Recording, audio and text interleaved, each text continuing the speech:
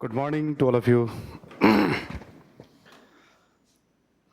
तो आप सभी लोगों का सबसे पहले तो स्वागत किया जाए, है ना, इस परिचर्चा में, इस ओपन सेशन में। संस्था की तरफ से आप सभी लोगों का स्वागत है, जो लोग ऑनलाइन मोड में भी जुड़े हुए हैं, जो लोग आप यहाँ अवेलेबल हैं। ये जो सेशन है हमारा, ये हम कैसे तैयारी की शुरुआत करें और शुरुआती समय में हम क्या क्या ध्यान रखें।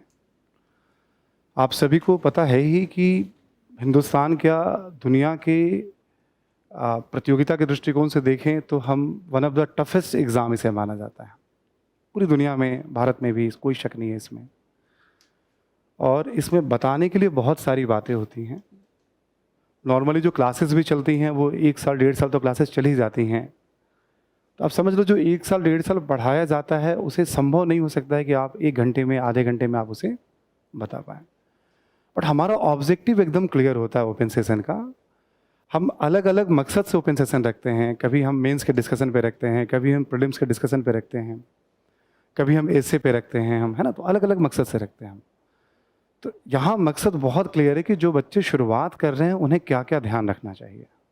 क्लियर सभी को? ठीक है,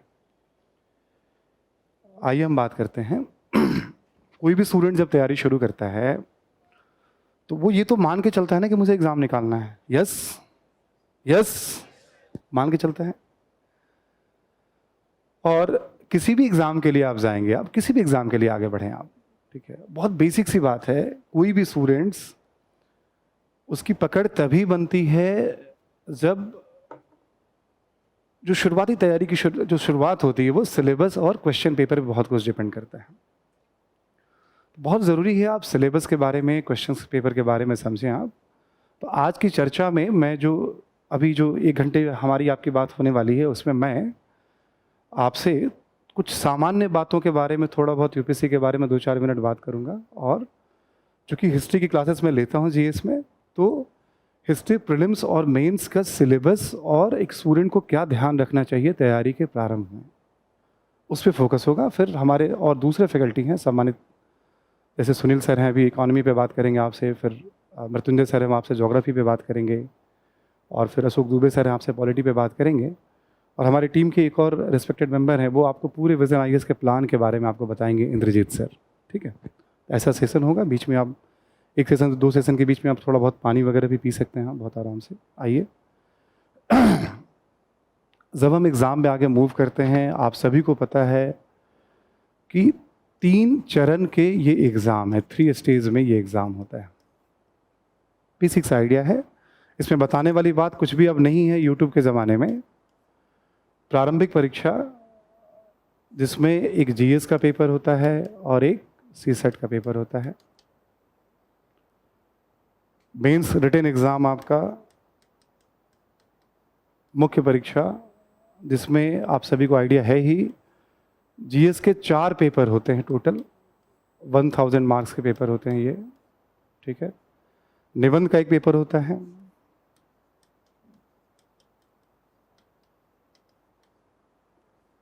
वैकल्पिक विषय में आपको 2 पेपर लिखने होते हैं। ऑप्शनल सब्जेक्ट में आपको 2 पेपर, मतलब पेपर एक होता है, उसके 2 हिस्से होते हैं। ठीक है, ऑप्शनल की बात करें हम तो 500 नंबर का आपका ये पेपर होता है। इसके अलावा हिंदी और इंग्लिश 2 क्वालिफाइंग होते हैं। टोटल आपके ये 1750 मार्क्स के रिटन एग्ज़ाम होते हैं। तीसरा हिस्सा होता है इंटरव्यू, साक्षात्कार। ये भी आइडिया है ही आप सभी को, 275 मार्क्स का। ये सामान्य सी बात है, हर को अब पता होता है कि हाँ भाई तैयारी शुरू कर रहे हैं क्या होता है। पर जब आप शुरू कर रहे हैं ना, तो थोड़ा सा इसमें असामान्य क्या है, क्या ध्यान रखना चाहिए आपको। एक आपको ये ध्यान रखना चाहिए हमेशा कि प्रारंभिक परीक्षा में जो लोग क्वालिफाई करते हैं वो कितना स्कोर करते हैं, जो क्वालिफाई करते हैं। इस समय स्टार्ट करने वाला स्टूडेंट कंक्लूड नहीं कर पाएगा कि वो कैसे इतना स्कोर करेगा। बट एक नंबर्स, एक होता है ना मैजिक नंबर, कि हम इस नंबर को अचीव कर लेंगे हम।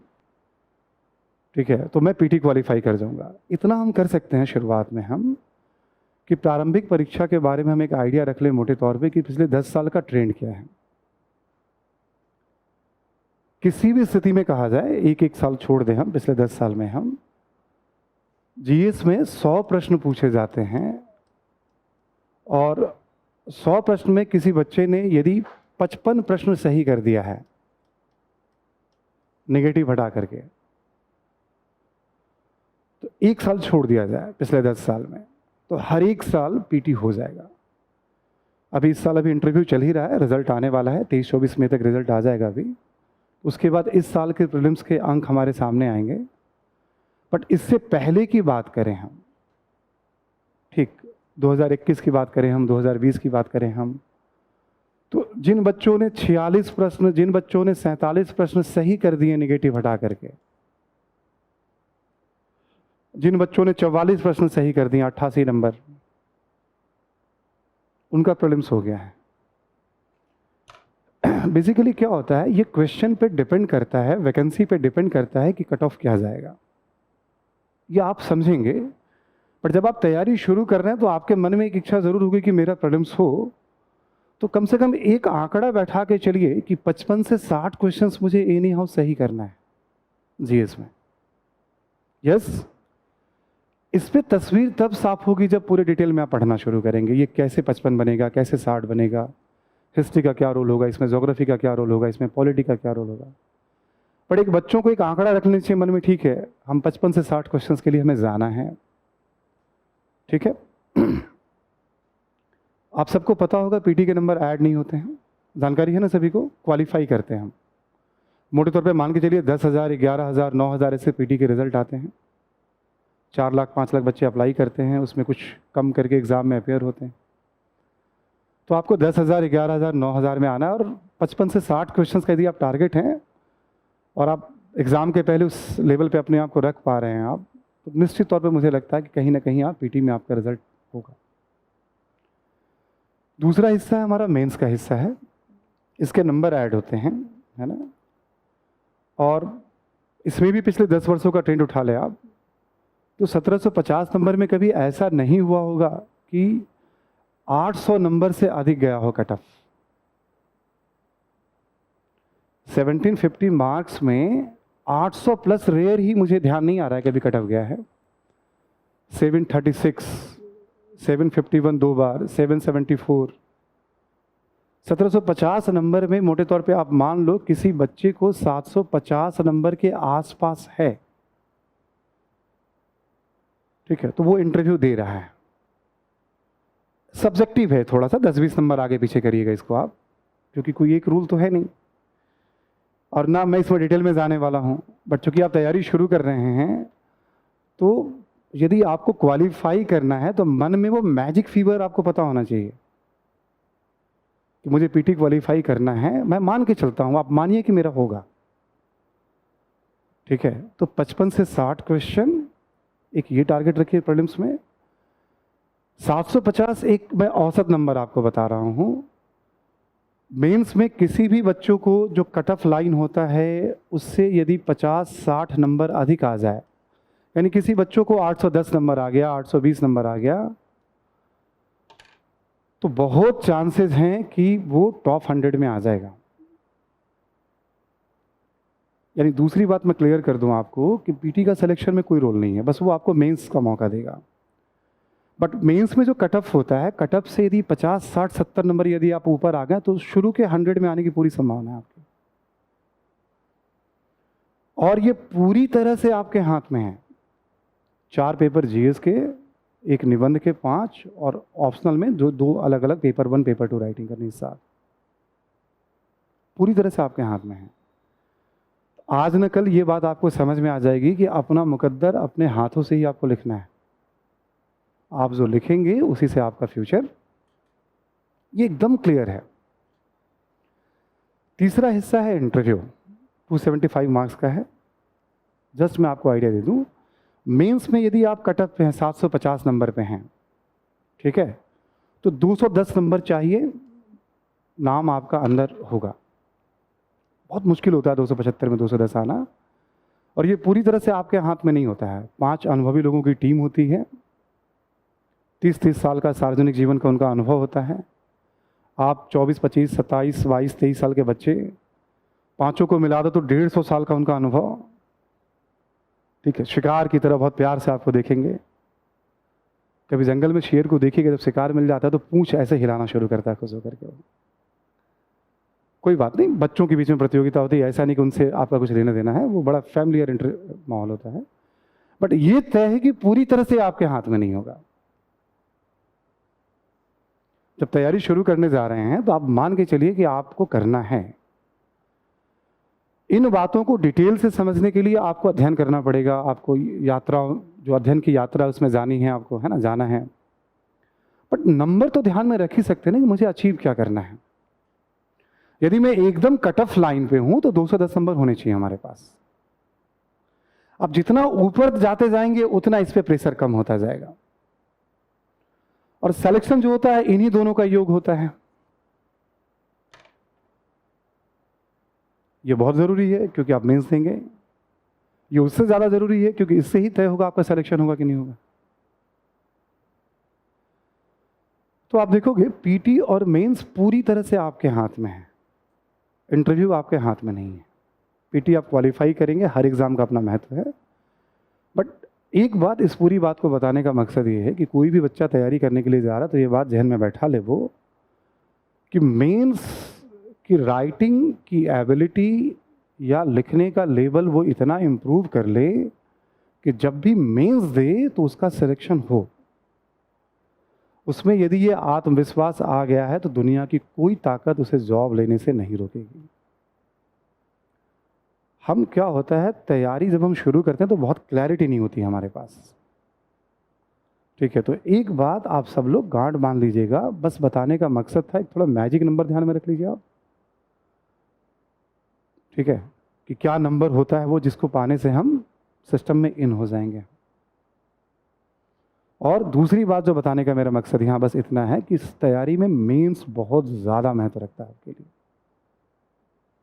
राइटिंग स्किल है, 2 बार प्रीलिम्स नहीं होगा आपका, 3 बार भी नहीं होगा, 1 बार होगा, आप क्वालिफाई कर जाएंगे आप। बहुत लोग ऐसे हैं, बार बार आप प्रीलिम्स निकालेंगे, मेंस की तैयारी अच्छी नहीं है, बार बार मेंस देंगे, बार बार प्रीलिम्स निकालेंगे, चक्र में फंसे रह जाएंगे आप। अब इस पर एक पूरा सेशन हो सकता है कि कब माने कि हमारी तैयारी हो गई पीटी, कब माने कि हम मेंस के लिए तैयार हैं। बट आज हमारा मकसद वो नहीं है अभी।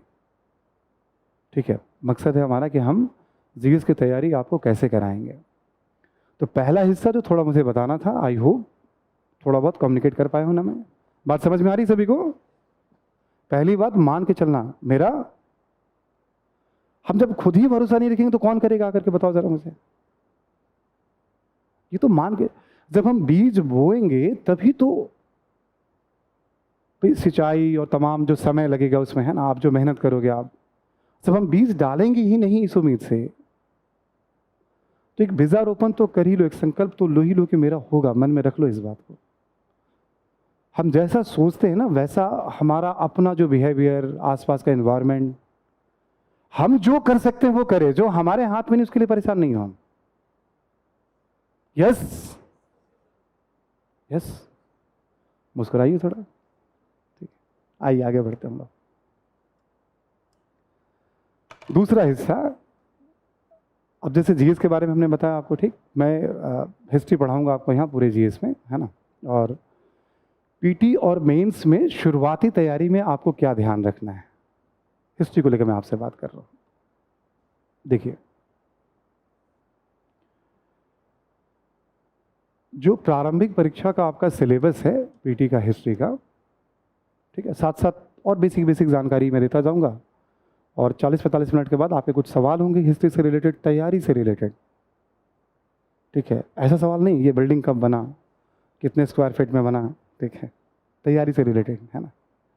कुछ भी आपको लगे फिर मुझसे आप बात कर सकते हैं। देखो, प्रारंभिक परीक्षा का सिलेबस क्या है? सिलेबस है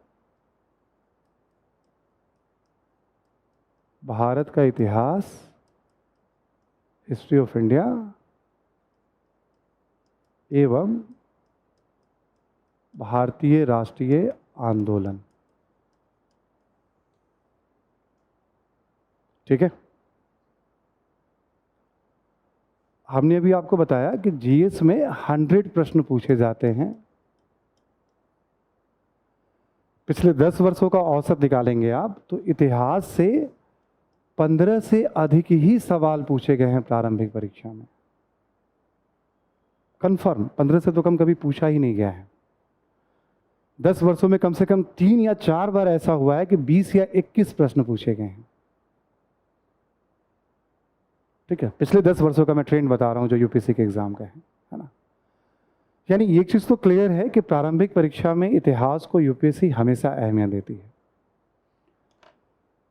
ये तो एक पहलू हो गया। दूसरा पहलू आप देखेंगे वर्तमान समय में, आप राजनीतिक घटनाक्रम को तो देख ही रहे हैं आप, जो पूरे देश में चल रहा है, और राष्ट्रीय स्तर पे देखें आप, क्षेत्रीय स्तर पे देखें आप, किसी भी राज्य में चुनाव हो जाए या देश में चुनाव हो जाए, इतिहास सबसे ज्वलंत मुद्दा है।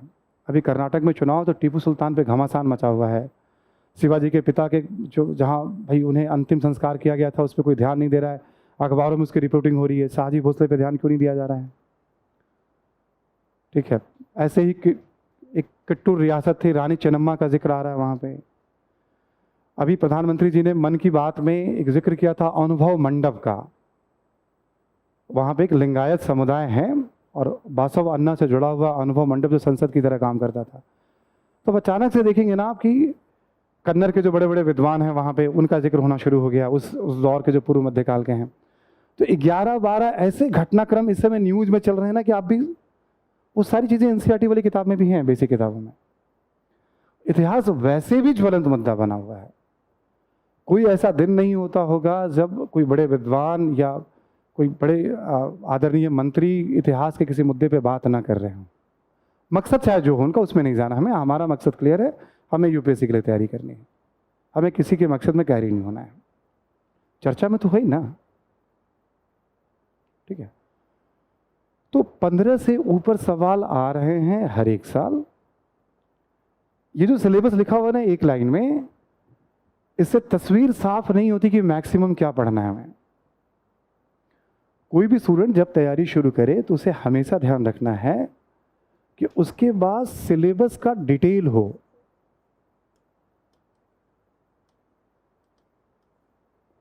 और विस्तार से उसके पास सिलेबस हो, उसे पता हो कि उसे अधिकतम क्या पढ़ना है। पहला सवाल हमेशा। अब अकेले में भी बैठ के सोचिएगा कि आप जिस एग्जाम को देने जा रहे हैं आपको पता तो हो अधिकतम क्या पढ़ना है। यस, तभी तो हम उसको पढ़ेंगे ना हम। अब देखो इस सिलेबस को हम क्या कहते हैं अपनी भाषा में? सांकेतिक कहते हैं। भारत का इतिहास मोटे तौर पे यहाँ बैठे हुए सारे बच्चे या जो लोग और जुड़े हुए लाइव हमारे साथ 10वीं तक सब इतिहास पढ़ के आए हैं। सबको पता है भारत का इतिहास का मतलब क्या। मान के चलना, बहुत ऐसा नहीं कि हम कुछ जानते ही नहीं है, इतना हम सब जानते हैं। यस, भारत का इतिहास जब भी हम कहते हैं तो एटलीस्ट ये तो पता है ही सभी को कि 3 हिस्सों में पढ़ना होता है। वही से प्राचीन भारत का इतिहास, मध्यकालीन भारत का इतिहास और आधुनिक भारत का इतिहास। यहाँ लिखा हुआ नहीं बट पढ़ना तो है हमें, ठीक है। आधुनिक भारत का इतिहास जब हम पढ़ते हैं तो 1750 से लेकर 1947, ठीक है। और आधुनिक भारत के इतिहास को हम मोटे तौर पे 2 हिस्सों में बांट कर पढ़ते हैं तो ज़्यादा अच्छा रहता है। पहले 100 साल में अंग्रेजों के साथ क्या क्या घटनाएं हुई 1750 से 1857, और अगला हिस्सा होता है 1857 से 1947। ये जो दूसरा हिस्सा है इसको हम कहते हैं राष्ट्रीय आंदोलन।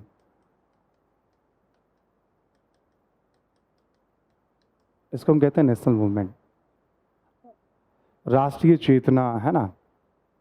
अंग्रेजों को निकालने के लिए जो संघर्ष हुआ और उसमें राष्ट्रीयता का भाव, राष्ट्रीयता का पुट। तिरंगा देखते हैं ना हम सभी, हिंदुस्तान में कोई कहीं तिरंगा देखता होगा तो उसको क्या फीलिंग आती होगी? भाई ये हमारा नेशनल फ्लैग है। हम केरल में देखें, हम ऑस्ट्रेलिया में देखें, हम अमेरिका में देखें, कहीं भी देखें, हम क्या होता है, हम कनेक्ट हो जाते हैं ना। हम तब हमें ध्यान रहता है क्या कि हम किस जाति, क्षेत्र और धर्म के व्यक्ति हैं? पता रहता है क्या? नहीं ना। हम कनेक्ट हो गए, क्या हुआ? भावनात्मक रूप से हम जुड़ गए। राष्ट्रीयता का भाव। नेशनल एंथम कहीं हम सुनते हैं, जैसे कान में पड़ता है बात समझ में आ जाती है ना, हमारा, हम की फीलिंग आती है। यस, तो ये भाव, ठीक है, समझने वाली बात है, उस पर हम डिटेल में हम लोग बात करते भी हैं। जब अभी मैं ये बता रहा था आपको, जब तैयारी शुरू करें तो आपको ये पता होना चाहिए अधिकतम क्या पढ़ना है, क्योंकि क्लास हमारा फोकस इसी पे है। तो भारत का इतिहास तो ठीक है 3 हिस्सों में बांट ले, पता है भी आपको, इतना कॉन्फिडेंट रहिए आप, नहीं तो ठीक है, चलो ये बात हो गई। अलग से राष्ट्रीय आंदोलन क्यों लिखा गया फिर?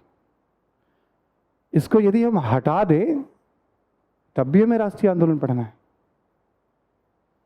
अलग से लिखने का मतलब ये होता है कि आपको इसे अधिक महत्व देना है। यस, पहली जरूरत, पहला स्टेप होता है सिलेबस को समझें, ठीक है। सिलेबस को समझने में जो क्वेश्चंस पेपर होते हैं यूपीएससी के, आराम से बैठिए, मौका मिलेगा क्वालिफाई करने के बाद, ठीक है, ठीक है। सिलेबस को समझने में ज़रूरी होता है कि लास्ट के क्वेश्चंस पेपर को ठीक से देखें, बेसिक किताबों का आइडिया हो तो आप समझ सकते हैं कि हमें क्या पढ़ना और क्या नहीं पढ़ना है, ठीक है। उसी बेसिस पे मैं आपको ये गाइड कर रहा हूँ, आपको मैं बता रहा हूँ। ये बात समझ में आ रही सभी को ना?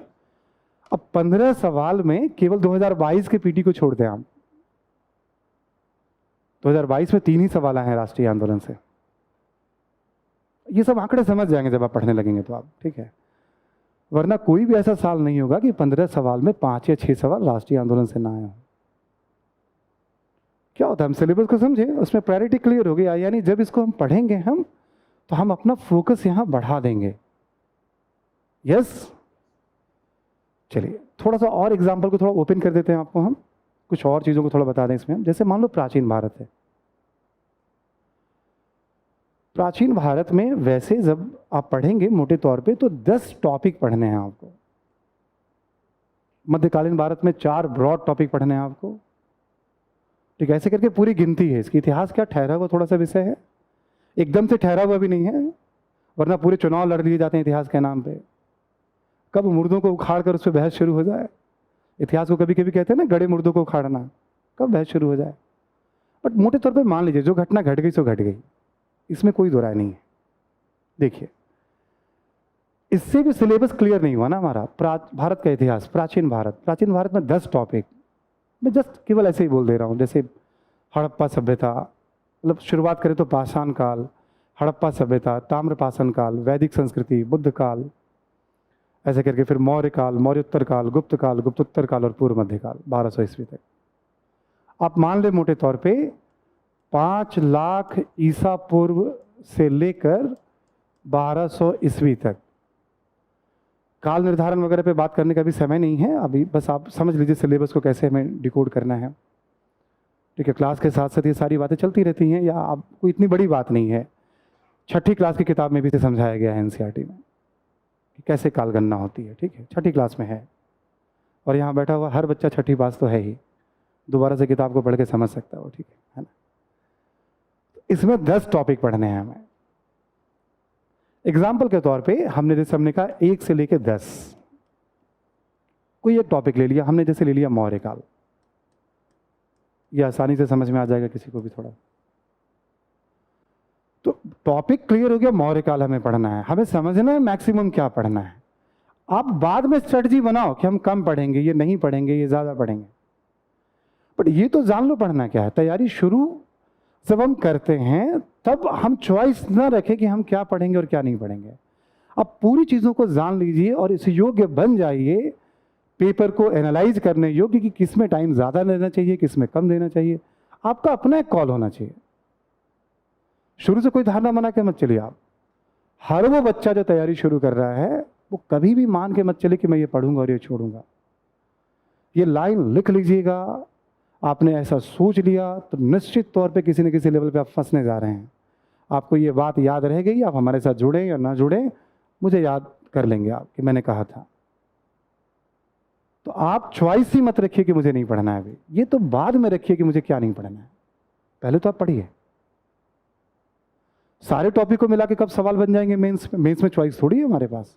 छोड़ देंगे तो नंबर नहीं आएंगे, नंबर नहीं आएंगे तो प्रतियोगिता में पिछड़ जाएंगे हम। तो चॉइस ही नहीं है हमारे पास। केवल मौर्य काल। इतिहास जो लोग जानते हैं, किसी भी काल को 4 हिस्सों में बांट कर पढ़ते हैं हम। जो लोग जानते हैं किसी भी काल को, राजनीतिक इतिहास, आर्थिक इतिहास, सामाजिक इतिहास, सांस्कृतिक इतिहास।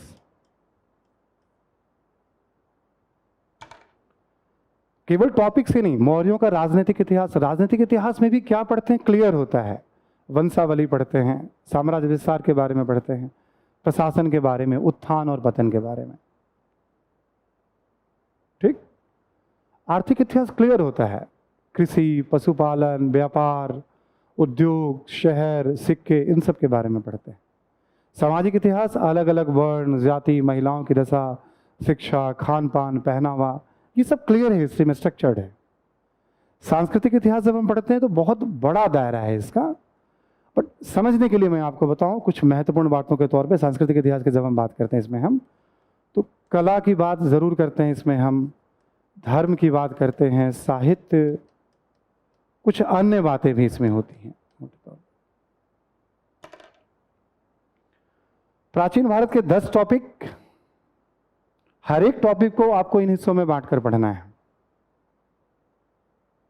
ठीक है। जैसे ना अधिकतम क्या पढ़ना है, जैसे मान लो हमने ले लिया गुप्त काल, तो गुप्त काल में राजनीतिक, आर्थिक, सामाजिक, सांस्कृतिक इतिहास। हमने ले लिया बुद्ध काल, राजनीतिक, आर्थिक, सामाजिक, सांस्कृतिक इतिहास। बात समझ में आ रही है सभी को? यस।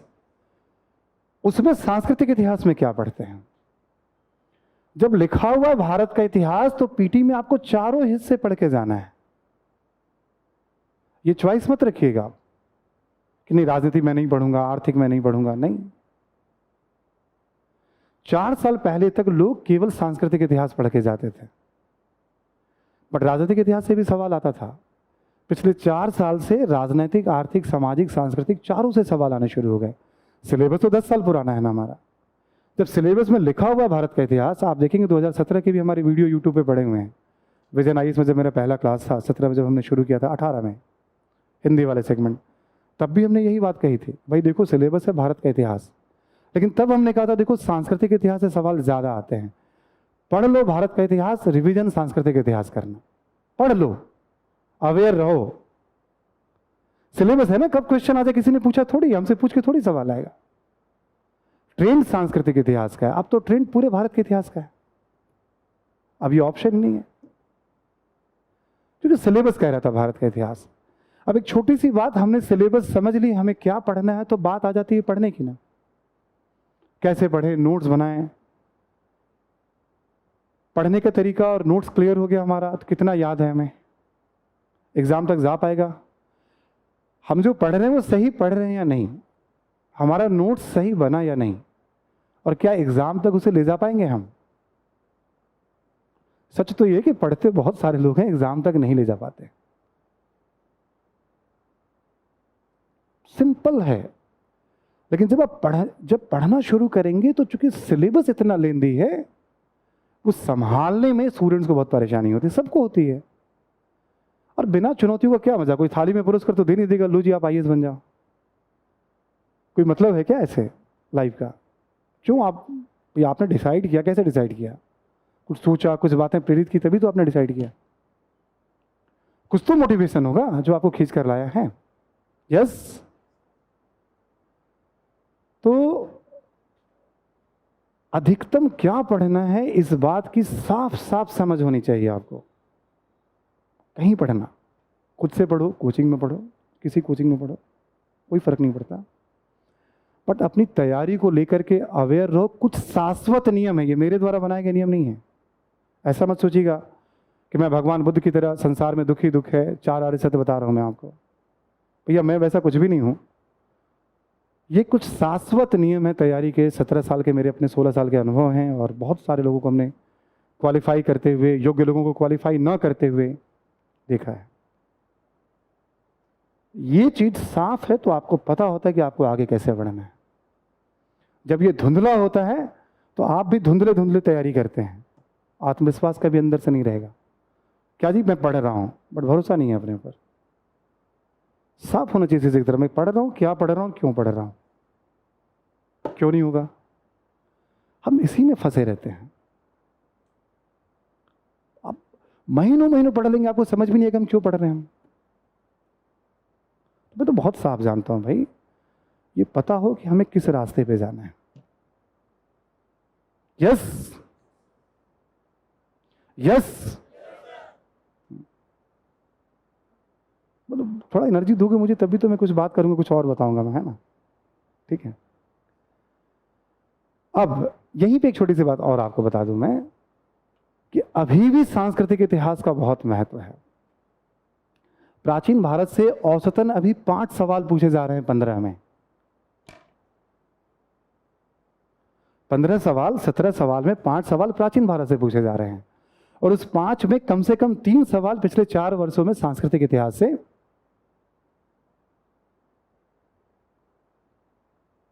समझ में आ रही है बात? तो अभी भी सांस्कृतिक इतिहास का महत्व है। महत्व नंबर 2, मुख्य परीक्षा में राजनैतिक, आर्थिक, सामाजिक इतिहास नहीं। मुख्य परीक्षा के सिलेबस में साफ साफ लिखा हुआ है कि आपसे सांस्कृतिक इतिहास पे प्रश्न पूछे जाएंगे। तो एक बच्चे, एक स्टूडेंट को जब तैयारी करना चाहिए पीटी के लिए, तो पीटी को भी ध्यान में रखना चाहिए। बट जब उसे पता है कि सांस्कृतिक इतिहास से मुख्य परीक्षा में सवाल पूछे जाएंगे, तो क्यों ना सांस्कृतिक इतिहास को पढ़ने का दायरा हम बढ़ा लें अभी। यस, तो एक इस तरह का विजन होना चाहिए हमारे पास। स्वागत है आपका विजन आइए इसमें। फिर एक बार मैं कह रहा हूं, इस तरह का एक विजन होना चाहिए हमारे पास कि हम कैसे चीजों को हम इंटीग्रेट करें। तो ये थोड़ा सा जो अनुभव होता है, कोई सीनियर हो या परिवार के कोई मेंबर हो या हम जैसे लोग, जो कोई भी, मतलब कभी नहीं कहूँगा मैं आपका कि हाँ मैं ही हूँ, बहुत सारे योग्य लोग, इसलिए इसमें मुझे जाना ही नहीं है, ये आपको देखना है, ठीक है। बट जो बात, जो हम लोगों का जो प्लान होता है हमारा कि भाई कोई भी बच्चा तैयारी कर रहा है तो उसकी तैयारी में कुछ ना कुछ कंट्रीब्यूट करे। और शायद कोई ऐसा बच्चा होगा इस समय इंडिया में जो तैयारी करता हो और विजन के किसी ना किसी प्रोजेक्ट का उसे लाभ ना मिलता हो। हिंदुस्तान में शायद ही कोई ऐसा स्टूडेंट हो, कश्मीर से लेकर कन्याकुमारी तक। हम ये नहीं कि हमारे यहाँ पढ़ रहा है कि नहीं पढ़ रहा है, हमारा मकसद है कि जो चीज़ हम समझ रहे हैं, जो हमारी रिसर्च टीम समझ रही है, तैयारी कैसे कराना है बच्चों को, हम उसके लिए अवेयर करें। ठीक है, हमारी जो टीम है, जो काम करती है R&D की टीम, एक जो सहमति होती है उसमें कि हमें क्या ध्यान रखना है, उसी बात को बस चेहरा मैं हूं और आपके सामने रख रहा हूं। ठीक है, अब ऐसे ही मध्यकालीन भारत का सिलेबस हो जाएगा। मैं जस्ट बोल देता हूं, एक सल्तनत काल है, ठीक है, क्षेत्रीय राज है 14वीं से 16वीं सदी, ठीक है, मुगल साम्राज्य है, और विविध 4 हिस्से में बांट देंगे आप, राजनीतिक, आर्थिक, सामाजिक, सांस्कृतिक इतिहास। ठीक है, मॉडर्न इंडिया 2 हिस्सों में बांटेंगे आप, 1750 से 47, बट केवल 2 ही हिस्से नहीं बटेंगे इसके। ये तो सिलेबस वो हो गया जो हमें पहली बार में दिख रहा है। अब कुछ सिलेबस वो हो जाए जो यूपीएससी पूछ रही है, जो यहां नहीं है। क्लियर? तो प्रारंभिक परीक्षा में 2 हिस्से को और आप ऐड कर लेंगे। एक हो जाएगा आपका 1947 से 1991 की दुनिया। इसमें बहुत से वैसे टॉपिक हैं जिसको नॉर्मली आप पॉलिटी वाली क्लास में या इकोनॉमी वाली क्लास में या ज्योग्राफी या साइंस टेक या इंटरनेशनल रिलेशन आप नहीं पढ़ने जा रहे हो। आप आजकल कहीं नहीं पढ़ोगे। आप हैदराबाद का कैसे विलय हुआ है? भाई हैदराबाद का विलय हुआ, सेना भेजी गई वहाँ पे, यथास्थिति समझौता क्या था, ऑपरेशन पोलो क्या था, कश्मीर का विलय हुआ 26 अक्टूबर 1947 को विलय पत्र पर हस्ताक्षर हुआ। 15 अगस्त 47 के बाद की घटनाएं, 15-17 ऐसी घटनाएं हैं जो किसी भी विषय में आप नहीं पढ़ने जा रहे हो। 65 का युद्ध हुआ तो क्या हुआ था, 65 का युद्ध, 62 का युद्ध हुआ तो क्या हुआ था, 71 का युद्ध, बांग्लादेश इसमें आज़ाद हुआ, क्या हुआ था उसमें, कहीं नहीं पढ़ने जा रहे हो। जब हम कहीं नहीं पढ़ते तो इतिहास वाले को जिम्मेवारी सौंप दी जाती है, सर आप पढ़ा लेना, मैं पढ़ा दूंगा, जो किसी भी विषय में आप नहीं पढ़ने जा रहे हो। हर 2 साल 3 साल के अंतराल पे पीटी में यहां से एक क्वेश्चन, और वो सिंपल है। मजेदार बात यह है, हो सकता है संस्कृति में, कला में हम रिसर्च कर लें, हम क्या पता नहीं बना पाए वहां हम। 15 में 15 सवाल थोड़ी बन जाते हैं किसी से, 8 से लेके 11-12 बनेंगे। वो डिपेंड करता है तैयारी कैसे कर रहे हो। 8 इसलिए हमने कहा क्वालिफाई करने वाले स्कोर, इससे नीचे बन रहा तो आप बाहर हैं। कम से कम 8 बन जाए, क्वालिफाई कर जाएंगे आप। तो ज़रूरी है जब आप पीटी की तैयार करें तो उन 12-15 टॉपिक को भी समझ लें। रियासतों के ऊपर है, राज्यों के पुनर्गठन के ऊपर है, राष्ट्रभाषा राजभाषा, मैं टॉपिक बोल दे रहा हूँ, लिखने में टाइम उतना मिलेगा नहीं मुझे भी, है ना। राष्ट्रभाषा राजभाषा को लेकर है, पाकिस्तान के साथ जो अलग से 4 युद्ध हुए हैं, चाइना से जो युद्ध हुआ है, संधियाँ वगैरह हैं, वो टॉपिक हमारा। जो आंतरिक अशांति के आधार पर आपातकाल लगाया था इंदिरा जी ने 26 जून 1975 को, ठीक है, उसके बारे में थोड़ा अध्ययन कर लीजिए आप। नॉर्थ ईस्ट का कैसे इंटीग्रेशन हुआ उसके बारे में थोड़ा पढ़ लीजिए आप। पंजाब में आतंकवाद, मतलब ऐसे करके 12-15 टॉपिक हैं जो क्यों पढ़ना चाहिए, क्योंकि मेंस में ये पढ़ना ही पढ़ना है आपको। एक और मजेदार हिस्सा, इसके बाद जो 5वां हिस्सा है जिससे औसतन 2 या 3 सवाल यूपीएससी डायरेक्ट या इनडायरेक्ट हर एक साल पूछ रही है, करंट अफेयर्स।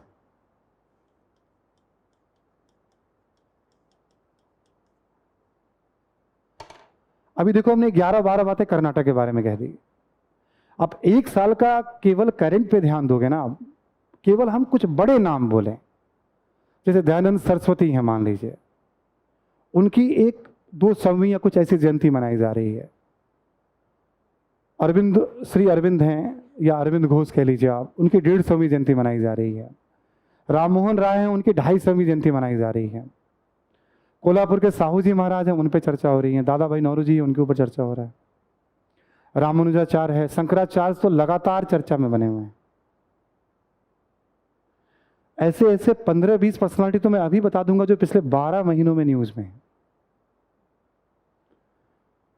हम कला की बात करें तो बहुत सारी चीजें न्यूज में हैं। कर्नाटक के 3 प्रमुख मंदिरों को यूनेस्को के हेरिटेज लिस्ट में शामिल करने की बात है। बिहार सरकार अलग लिस्ट कर रही है, साइक्लोपियन वॉल को आप कर दीजिए। मतलब आप जिस टॉपिक पे बोलोगे उस पे मैं कोई 2 न्यूज बता दूंगा आपको, मैं 4 न्यूज बता दूंगा अभी के अभी। जिस टॉपिक पे आप हाथ रख दोगे, सर हड़प्पा, तो ठीक है भाई हड़प्पा, तो देखो हड़प्पा कैसे न्यूज में है। राखी गढ़ी में उत्खनन हुआ इसलिए न्यूज में है वो। कच्छ में एक खटिया गांव है, वहां से सावधान प्रथा की जानकारी मिली इसलिए न्यूज में है। जो हमने बेसिक पढ़ लिया सो पढ़ लिया, मौर्य यहाँ न्यूज में है। आपने देखा होगा संसद भवन के ऊपर जो 3 सिंह की मूर्ति लगाई, उसको लेकर कितना विवाद हुआ पूरे राष्ट्रीय स्तर पे। आप टॉपिक बोलोगे और मैं बताऊंगा, देखो पिछले 1 साल में घटना हुई है। यस, 2 से 3 सवाल इससे भी पूछे जाना, ये भी सिंपल है, टफ भी हो सकता है, बट फिलहाल तो सिंपल है।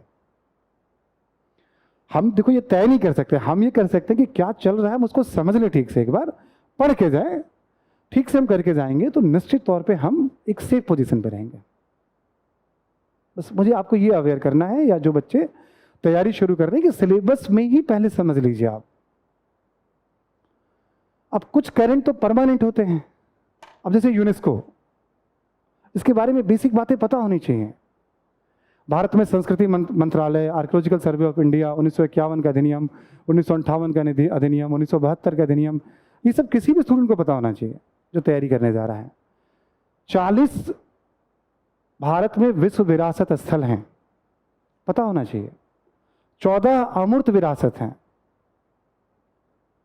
यूनेस्को के अंतर्गत। यूनेस्को के 72 के कन्वेंशंस हैं, 2003 के कन्वेंशंस हैं। ये बेसिक जानकारी है, इसके लिए एग्जाम का इंतजार किसी को नहीं करना होता है। 26 जनवरी को बहुत सारे कल्चरल पर्सनालिटी को अवार्ड दिए जाते हैं, वो पता होना चाहिए। 8 क्लासिकल डांस है, पता होना चाहिए। 2 क्लासिकल म्यूजिक है, पता। कुछ बेसिक करंट अफेयर्स हैं जो आप उसको तैयार करके बैठे रहिए, आप उसके लिए एग्जाम का इंतजार मत कीजिए। आप इतने सारे कल्चरल प्रोडक्ट हैं जिसको हर एक साल जीआई टैग का दर्जा मिलता है।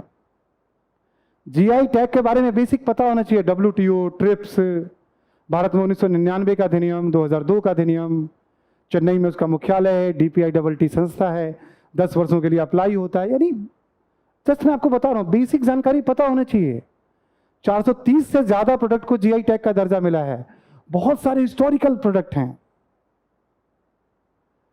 कुछ करंट ऐसे हैं जिसका किताबों से कोई लेना देना। आप बहुत अच्छा कर चुके हो, यूपीएससी का एग्जाम है, लेवल तो है इसका, तो बेसिक करंट तो क्लियर है ना। जब हम नहीं पढ़ के जाते हैं तो गलती हमारी है नहीं, तो या ठीक एग्जाम के 4 दिन पहले पढ़ना शुरू करेंगे हम? क्यों पढ़े हम? पहले से क्यों नहीं पढ़ा इसको? ये तो घटना जो घटनी है वो घट चुकी है। हम तो उन घटनाओं को पढ़े ना जो अभी घट रही है, बट जो घट चुकी है उसके बारे में क्या?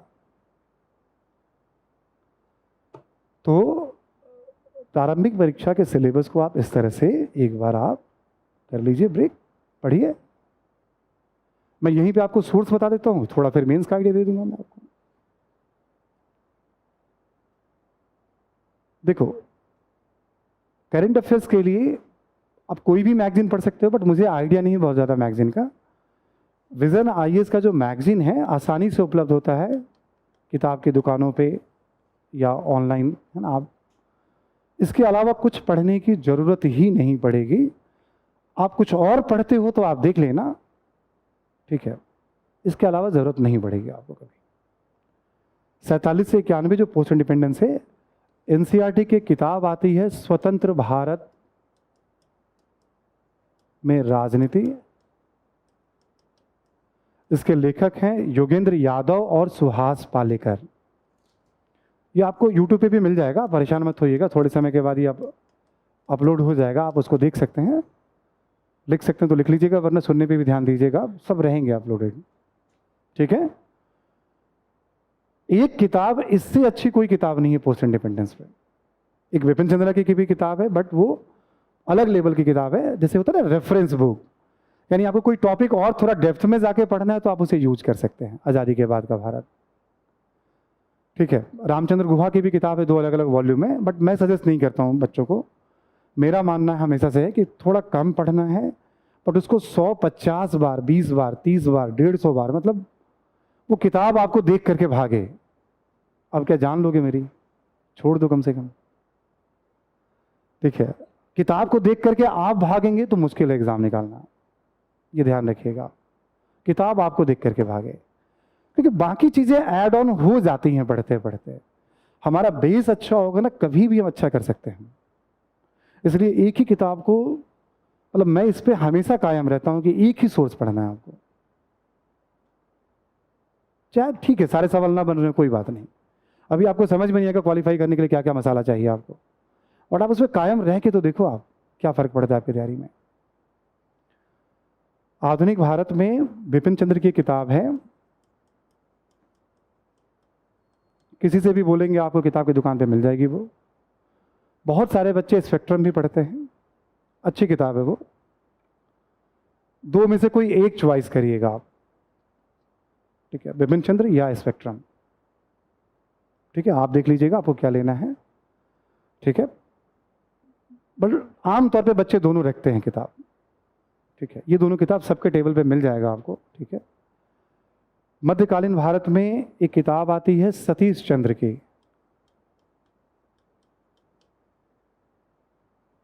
ठीक है। ये सब ओल्ड एनसीईआरटी है, हमारे ज़माने की एनसीईआरटी है, हम लोग ओल्ड मॉडल हैं। हमारे समय में ये एनसीईआरटी किताबें चलती थी, हम पढ़ते थे इसे। आपके लिए एनसीईआरटी थोड़ा कलरफुल आ गई है, उसमें कम कंटेंट होते हैं, उसमें बहुत सारे चीज़ें मतलब इन्फोग्राफिक्स वगैरह के माध्यम से बताया जाता है। हमारे समय में सब कुछ नहीं होता था, बस लिख पढ़ो तुम जितना पढ़ सकते हो। बट ये किताब अपने आप में कंप्लीट बुक्स हैं ये सब। कुछ किताबों में विवादास्पद प्रसंग होते हैं कि ऋग्वेद में गाय का उल्लेख है तो भाई वो गाय मांस खाते थे तो ये था वो था, वो झूठ मूठ के फालतू वाली बातें हैं, उसमें आपको पढ़ना नहीं होता, आपने एग्जाम निकालना है, उसका एग्जाम से कोई रिलेशन नहीं होता है। बस हमें ये देखना होता है कि हाँ ये कंप्लीट किताब है तो हाँ है। प्राचीन भारत में एक राम शरण शर्मा जी की किताब आती है, आप बस लेखक का नाम ध्यान रखिए, किताब की दुकान पे आपको किताब मिल जाएंगे। कंप्लीट किताब है अपने आप में ये। इफ नो जितना भी आप बट लगा लीजिए आप, बट कोई विकल्प नहीं है इसका। ये आपको बेस दे देगा बहुत अच्छा। और एक छोटा सा सुझाव आपके लिए और होगा इसमें कि आप किसी भी कोचिंग इंस्टीट्यूट जिसमें आपको लगता है कि हाँ ठीक है हम रिलाई कर सकते हैं, उसके एक स्टडी मटेरियल और क्लास नोट्स को आप एक्सेस कर सकते हैं इन किताब के साथ, उसका यूज आप समझ सकते हैं, तो आपको फिर कभी कुछ करने की जरूरत, कोई भी चीज कंप्लीट नहीं है ना अपने आप में।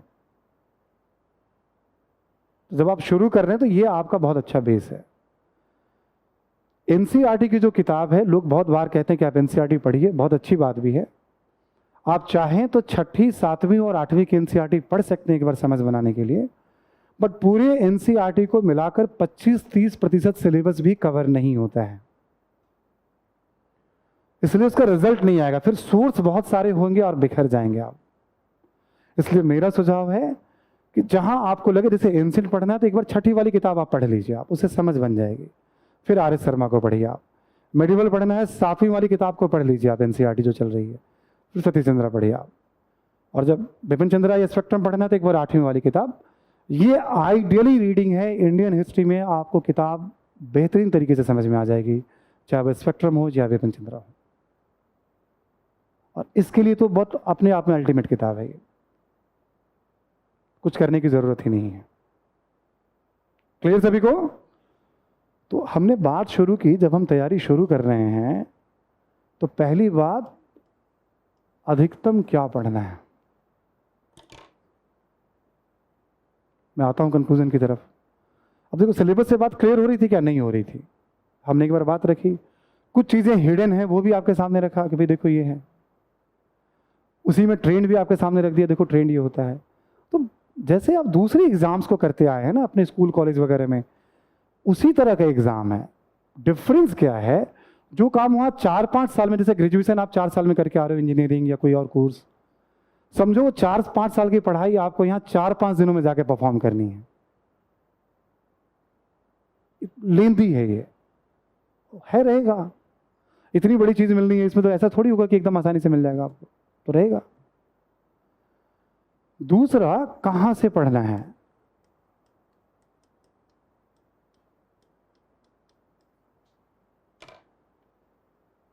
सोर्स मैंने क्लियर कर दिया आपको। हमने इसलिए कहा कि यही सिलेबस आपका मेंस का भी है, थोड़ा मैं बता दूंगा अभी 10 मिनट आपको उसके बारे में भी। वहां भी रीडिंग्स की जरूरत पड़ेगी, इसलिए हमने कहा ये किताब प्लस किसी एक कोचिंग इंस्टीट्यूट जो आपको लगता है, उसके स्टडी मटेरियल और जो उसके क्लास लेक्चर को आप एक्सेस कर लीजिए। तो आपको सोर्स के लिए कहीं नहीं जाना पड़ेगा। जैसे मान लीजिए मैं हिस्ट्री करा रहा हूँ, तो मैं एंशिएंट हिस्ट्री करा रहा हूँ, तो मैं कई, जैसे रोमिला थापर की किताब हो या एल वैसम की किताब हो या ऐसे और भी कई किताबों को मैं एक्सेस करता हूँ ना पढ़ाने के दौरान। कल्चर पे बहुत सारी, कला पे किताब है, राजस्थान हिंदी ग्रंथ अकादमी की है, दिल्ली विश्वविद्यालय हिंदी ग्रंथ अकादमी की है, बहुत सारी किताबों को मैं एक्सेस करता हूँ। प्रकाशन विभाग की बहुत सारी किताबों को मैं एक्सेस करता हूँ। मेरा काम है, वो आपका काम नहीं है। ऐसा नहीं कि बहुत फर्क पड़ जाता है, बट एज ए टीचर मैं तो उसको रेफरेंस के तौर पे लेता हूं। तो क्या होता है, एक जगह बहुत सारी चीजें आपको मिल जाएंगी। हम जब पढ़ने के लिए भटकते हैं तो बहुत टाइम हमारा उसमें किल हो जाता है। कहां से पढ़ना है,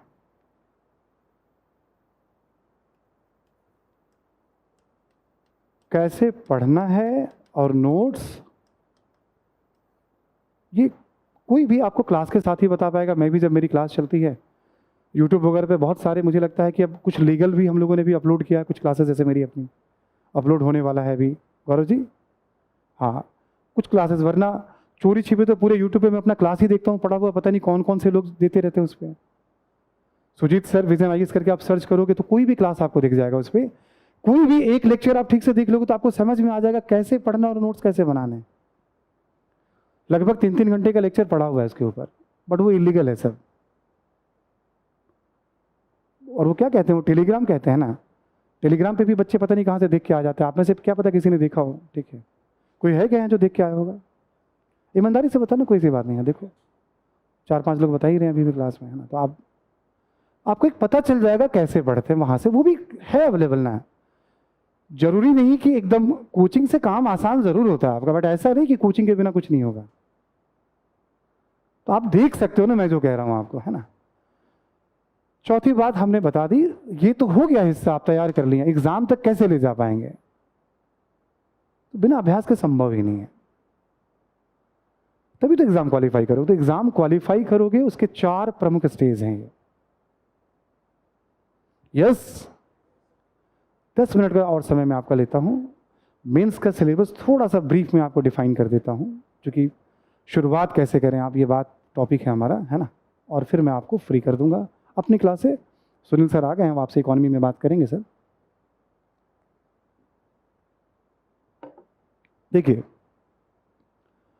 हिस्ट्री मेंस का सिलेबस क्या है आपका?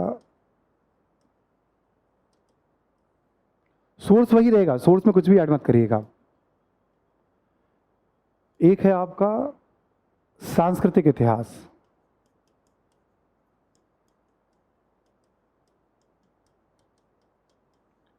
सिलेबस क्या लिखता है? सिलेबस कहता है प्राचीन काल से लेकर आधुनिक काल तक के सांस्कृतिक इतिहास को पढ़ें।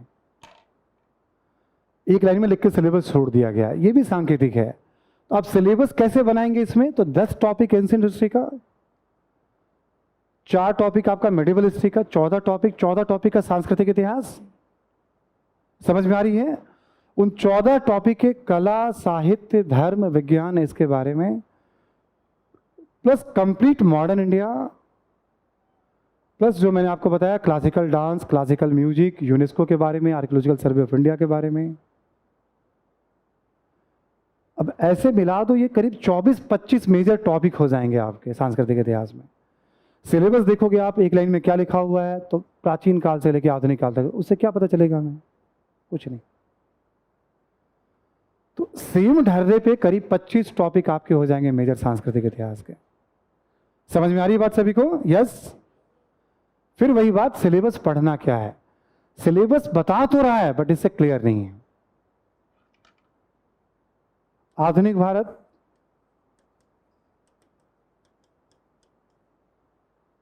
यहां सिलेबस क्या कहता है? कहता है 1750 से लेकर वर्तमान तक।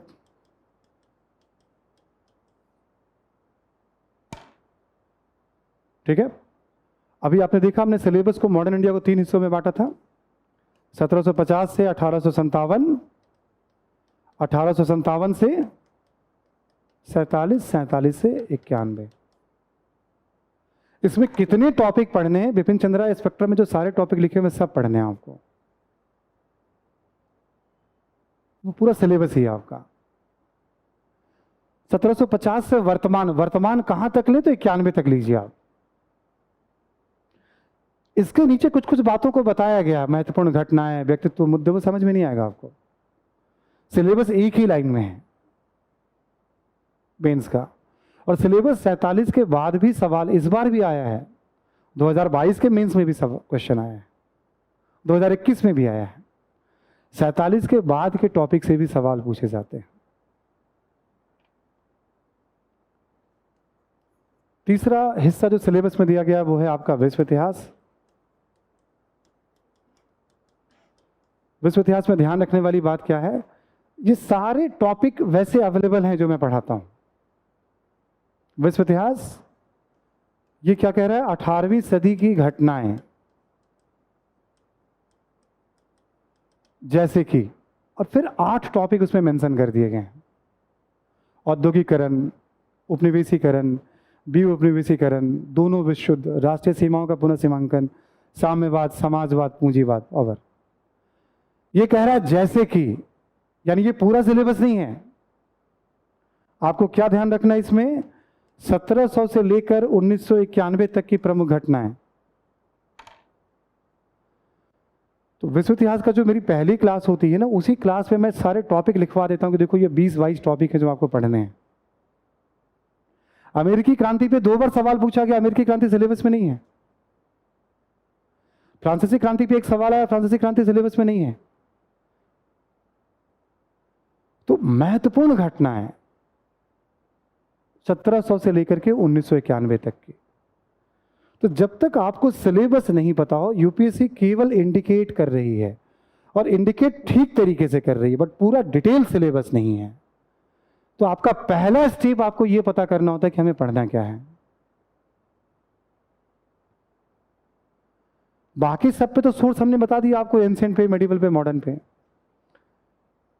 विश्व इतिहास पे किसी भी एक कोचिंग इंस्टीट्यूट का स्टडी मटेरियल ले लीजिए, वो अपने आप में कंप्लीट है। चाहे वो विजन आईएएस का हो या किसी का, आप बाकी तो मुझे नहीं आइडिया है, आप कंप्लीट ही होगा। इसमें बहुत सारे सोर्स बिखरे हुए हैं, एग्जाम में इसका उतना महत्व नहीं है, तो हम क्यों बहुत ज्यादा रीडिंग करें? हम एग्जाम में उतना ज्यादा, मेंस में केवल है, प्रीलिम्स में तो है नहीं है, तो हम क्यों उतना ज्यादा रीडिंग करें? हम तो इसमें मैं आपको रीडिंग बहुत बढ़ाने के लिए कभी सुझाव नहीं दूंगा। एक ही सोर्स को पढ़िए, इसमें कोई भी एक सोर्स हो, जैसे मेरा क्लास नोट्स ही अपने आप में कंप्लीट होता है एग्जाम्पल के तौर पे, उसके अलावा कुछ पढ़ने की ज़रूरत ही नहीं है। तो स्टडी मटेरियल या क्लास नोट्स एक्सेस किया और बात खत्म, क्योंकि सोर्स को लेकर के हम बहुत भटकते रहते हैं।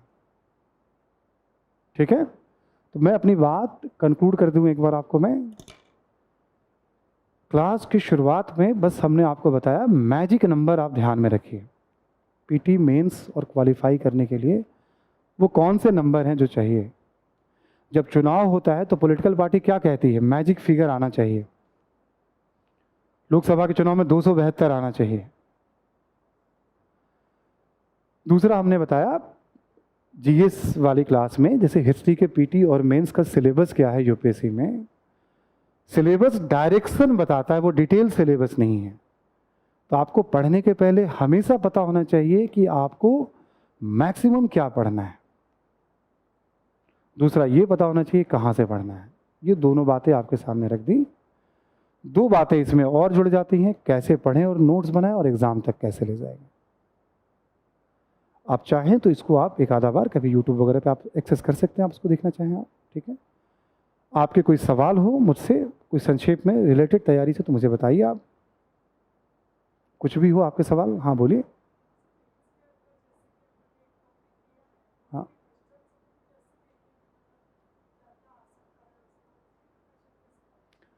हाँ, एक सवाल है, जैसे मेंस के अंदर हम कैसे समझे कोई एक टॉपिक किया है।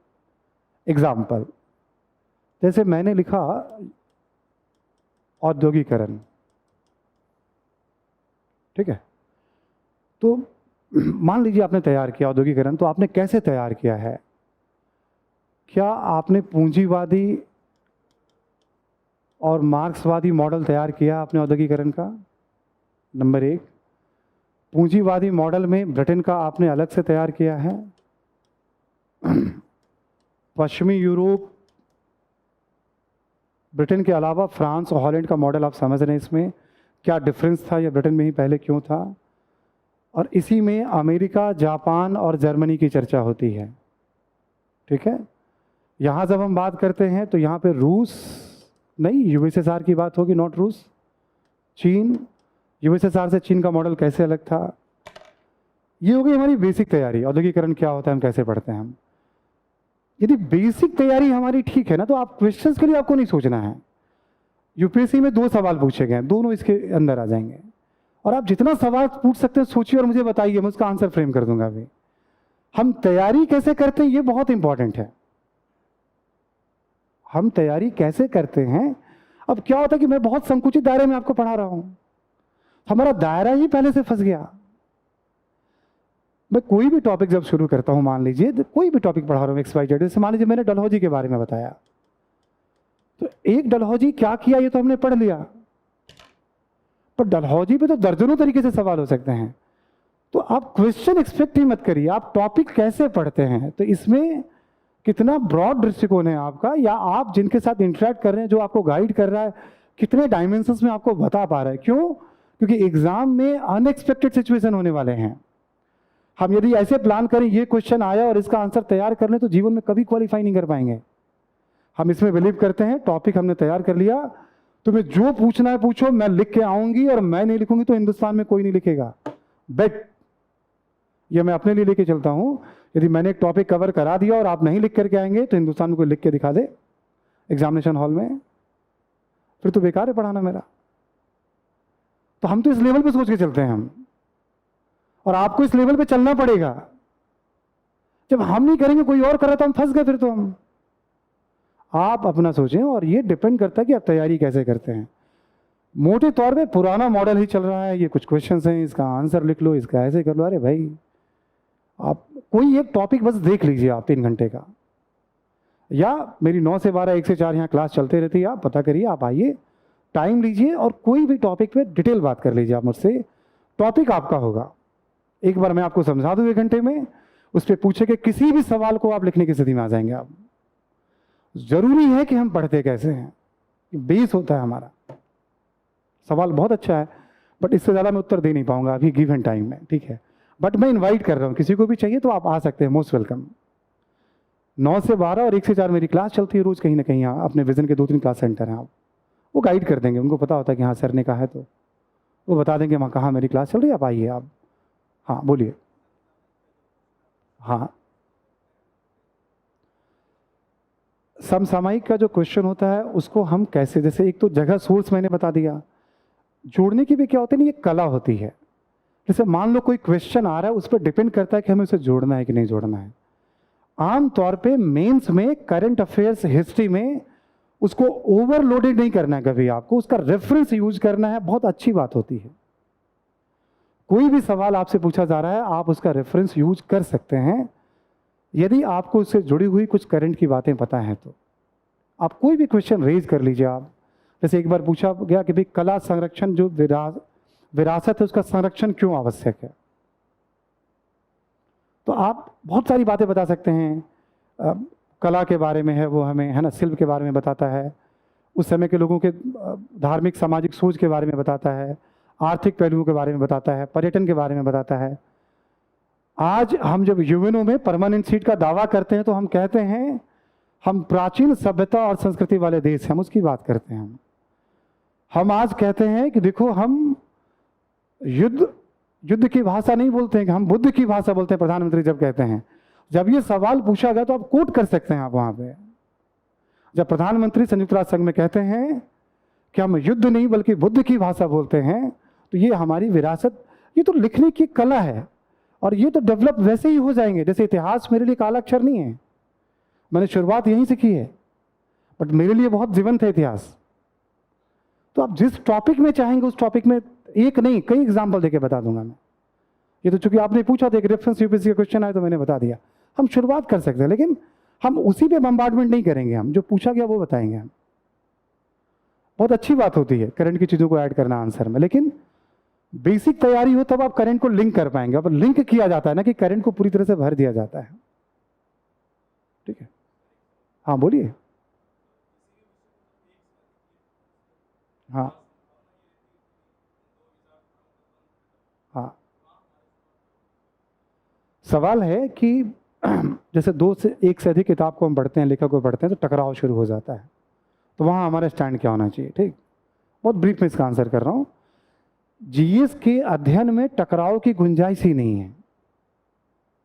यदि मान लो मैं हिस्ट्री पढ़ा रहा हूँ, मैं आपको बता रहा हूँ देखो ये मार्क्सवादी अप्रोच है, देखो ये साम्राज्यवादी अप्रोच है, बार बार मैं बता रहा हूँ, तो मुझसे बड़ा मूर्ख कोई नहीं है।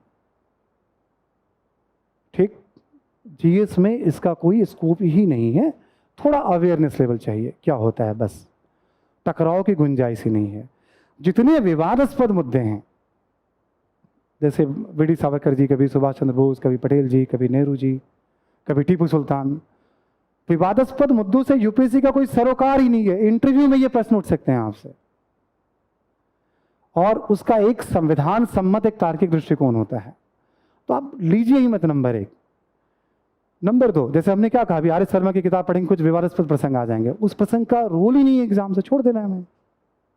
हम कौन से राजनेता कि हमें बहस करनी और चुनाव में वोट लेने हैं?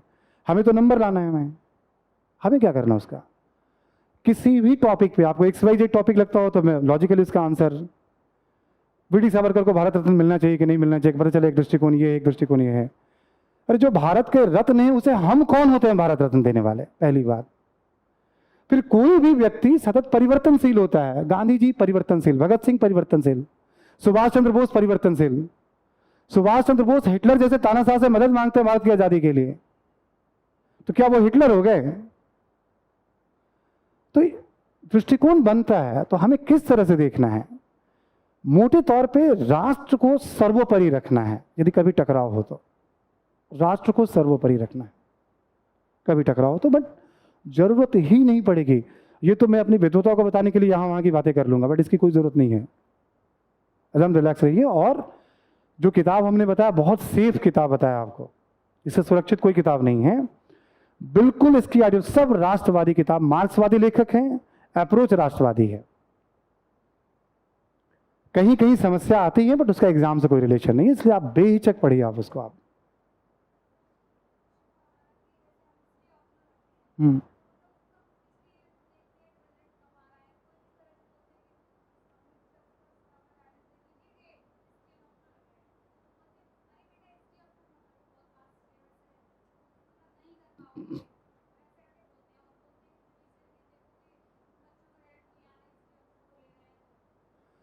गुड़िया का सवाल है ऑप्शनल को लेकर के, जैसे इतिहास को लेकर कई बार लोग डिस्करेज कर देते हैं, ठीक है। देखो बेटा, ये तो अभी जीएस का हमारा भी मंच है अभी, है ना, हम जीएस पे ही बात कर रहे हैं हम। बट एक दो बातें जब आपने पूछ लिया तो मैं कह दूं, तो उनसे पूछो कि अच्छा बताओ रिजल्ट किस में आ रहे हैं, ठीक। जैसे कभी जो समझा रहे हैं उनका रिजल्ट किस में आ रहे हैं, जिसमें रिजल्ट आ रहे हैं। देखो कोई भी विषय, मैं आपको बता दूं, कोई भी विषय छोटा बड़ा लेंदी ये सब मूर्खों वाली बातें हैं। इसका मतलब यूपीएससी मूर्खों की संस्था है और सबसे होशियार लोग मुखर्जी नगर में बैठे हुए हैं। देखो एक बात समझ लो, जिस विषय में आपका इंटरेस्ट है, जिसमें आपको मार्गदर्शन उपलब्ध है, मार्गदर्शन कोई भी हो सकता है, केवल कोचिंग की बात नहीं करता हूं मैं, और जिसमें आपको मटेरियल आसानी से उपलब्ध है, तो आप वो विषय ले सकते हो। नंबर एक, किसी भी विषय में नंबर तभी आएंगे जीएस में या सब्जेक्ट में जब जो पूछा जाए वो लिख करके आओगे। ये दो चार सड़क छाप लोगों की सलाह पे मत जाओ, चाहे वो टीचर हो चाहे सीनियर स्टूडेंट हो। मैं थोड़ा ऐसे ही बोलता हूँ, माफ़ करना जो जिनको बुरा लगे। मतलब कैसे कोई तय कर सकता है, मेरे पास सैकड़ों हजारों एग्जाम्पल है इस बात के, मैं कैसे कह सकता हूँ कि इससे रिजल्ट ठीक है यार नहीं हो रहे हैं, मैं रिक्वायरमेंट पूरा करूंगा, मैं क्यों अच्छा नहीं करूंगा। अब बताओ, एक बच्ची हिस्ट्री से टॉप कर गई, जितनी बातें मैंने हिस्ट्री में बताई, जैसे मैं बता दूं history of India and Indian national movement, हमने कहा भारत का इतिहास और भारतीय राष्ट्रीय आंदोलन, इससे क्या इतिहास में बदलाव आ गया, उसको हिंदी में बोला, इंग्लिश में बोला। लॉजिक से देखो, आप बच्ची टॉप कर रही है और अगला कह रहा है कि मत लो तुम। यार देखो, पढ़ने का तरीका होता है, आप देख लो आपका इंटरेस्ट, उस पर विषय वस्तु उपलब्ध हो, उस पर मार्गदर्शन हो, नंबर तभी आएंगे जो पूछा जाए उसमें लिखने की क्षमता हो, चाहे जीएस हो चाहे ऑप्शनल, कोई विषय लो। मैं ये नहीं कह रहा हूं कि उसमें नहीं आएंगे, सब में आएंगे। ये शर्तें पूरी नहीं होती हैं तो समस्याएं रहेंगी। क्या क्या बताया, इंटरेस्ट, विषय वस्तु में मतलब मटेरियल उपलब्ध हो, मार्गदर्शन अच्छा हो, और आप क्वेश्चन को समझ के लिखने की एबिलिटी। जीएस में नंबर नहीं आते लोगों, क्या करोगे आप, क्योंकि आप जो लिखेंगे उनको नंबर आएंगे ना, जो पूछा जाए वो लिखो तब तो नंबर आएंगे किसी भी विषय में। और किसी विषय में लगता है कि आते हैं तो ये भी पता कर लो उसमें कितने लोगों का सिलेक्शन नहीं हुआ, क्या सभी के नंबर आते हैं। मान लो मैं तो 5 सालों से ऑप्शनल नहीं पढ़ा रहा हूँ अभी इस समय, हमारे यहाँ भी बच्चे पढ़ते थे बहुत क्वालिफाई के इतिहास जब मैं पढ़ाया करता था, क्या सबको नंबर आ ही जाते थे। XYZ कोई ऑप्शनल लेता है, क्या सबको नंबर आ ही जाते हैं। तो जो XYZ प्रमोट करता है वो क्यों नहीं बताता है कि कितने बच्चों ने इंटरव्यू दिया, कितने बच्चों ने मेंस दिया, सबके नंबर वो क्यों रिलीज नहीं करता है। वो उसी दो के बारे में क्यों बताता है कि देखो ये टॉप कर गया, ये नंबर आ गया। ये सब मूर्ख बनाने का पूरा उद्योग चला हुआ है, ये बच्चों को मूर्ख माना जाता है। यूट्यूब जैसा एक मंच आ गया है।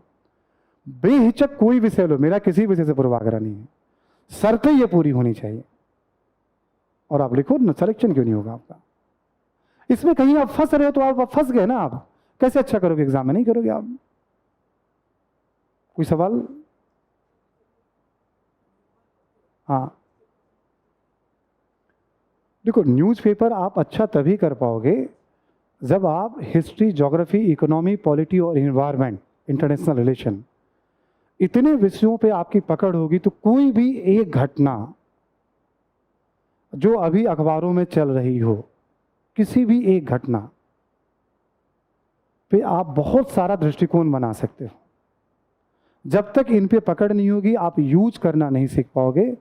तब तक के लिए आपको सुझाव है, history, geography, economy, polity, environment, international relation, तब तक के लिए सुझाव है अखबार को बस ऐसे पढ़िए रोज, कम से कम पहला पेज और संपादकीय पेज, और इन विषयों को पढ़ने के बाद आप यूज करना सीखेंगे। टाइम लगेगा किसी एक भी विषय को बताने में, क्योंकि अलग अलग सर और भी हैं जो अपने अपने विषयों पे बात करेंगे आपसे। बट ये एक फाइनल सुझाव है, मैं जो भी बता रहा हूं, मेरा अनुभव केवल नहीं है, आप सीखोगे ही तभी यूज करना जब आप इन विषयों पे आपकी पकड़। तो इसलिए ज्यादा एफर्ट मत लगाना, टाइम वेस्ट हो जाएगा आपका। बस मजे के लिए पढ़ो,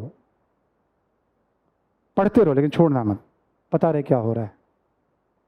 ठीक है सर, वेट कर रहे हैं, टाइम हो चुका है ना। सर आपसे मिलेंगे, और कोई और भी क्वेरी आपकी होगी, जैसे आज आप बैठ जाइए, आप 9 से 12 और 1 से 4 हमारे प्रबंधन की टीम के लोग भी सुन ही रहे हैं, आप क्लासरूम वगैरह में, ऑफिस वगैरह में, मतलब आप बस बात करके मिलना, कुछ हो जानना हो आप आ जाइए मिलने, आप सधिकार आइए आप।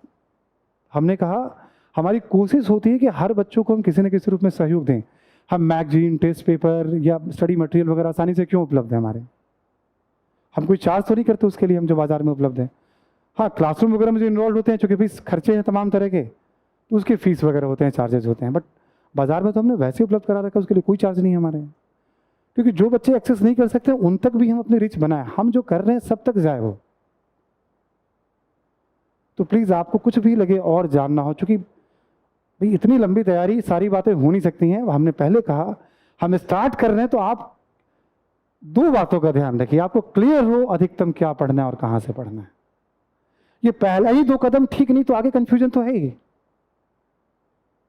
ठीक है, हाँ बोलिए ना।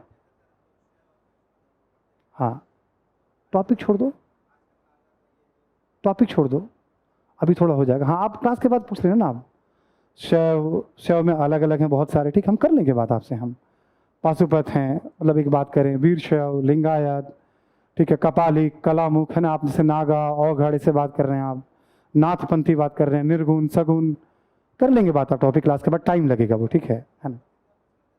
आप टॉपिक छोड़ दीजिए अभी आप, ठीक है ना, आप क्लास के बाद हमसे कर लीजिएगा बात, है ना। ठीक है, थैंक यू, है ना।